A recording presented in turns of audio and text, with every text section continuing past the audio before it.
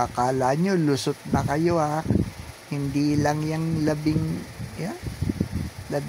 kontraktor na yan, marami pang sasabit.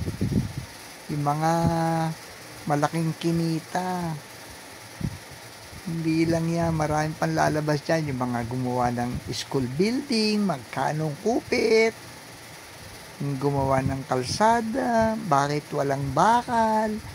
Katulad sa Lawa, sa Laguna, ginawa bago mag-eleksyon noon. Yung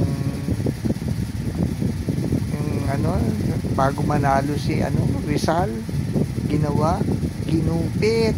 Ayun. Ngayon labas na, nipis na simento, labas na yung graba sa Lawa, sa Laguna, sa Calamba. Barangay Lawa, yung kalsada ron, papuntang Barangay Prinsa. Ay nako kayo, lalabas pa yan, marami pa.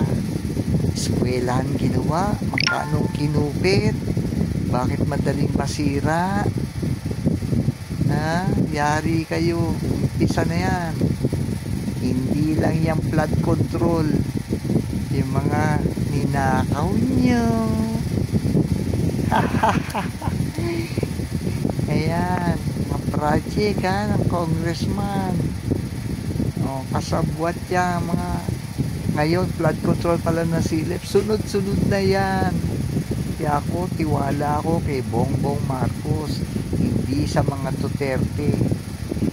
Yan, karamihan niya sa mga Bisaya ng Davao na yan, mafia, Davao mafia. Walang katiwa-tiwala sa mga yan. Hintayin nyo ang paghuhusga sa inyo. Bagay 6 taong kayo na mayagpag, ngayon naman meron pa 3 taong singilan. Hindi na ba yan lang kayo? Nagsisisi na kayo. Pati yan yung bukod doon sa 15 kontraktor, marami pang lalabas dyan. Yan, si Hope, dating DE sa Calamba, bumalik si Henry Alcantara. Puro mga magnanakaw yan, lahat. Tiniran ni Tulfo, ginawa, pero napakababaw ng lagyan lang ng buhangin, lubak-lubak uli. Sinemento bago mag-eleksyon nung nakaraan, hindi itong huling eleksyon na to. Ngayon lubak-lubak na naman, bakbak na yung simento. Baka half inch na simento lang ang nilagay, instead na kumbaga sa lagayan kesa naman 10 sakong simento, baka 3 lang ang nilagay. Ay nako, hintayin natin ang susunod na kabanata. Yay! Lagot kayo. Yeah!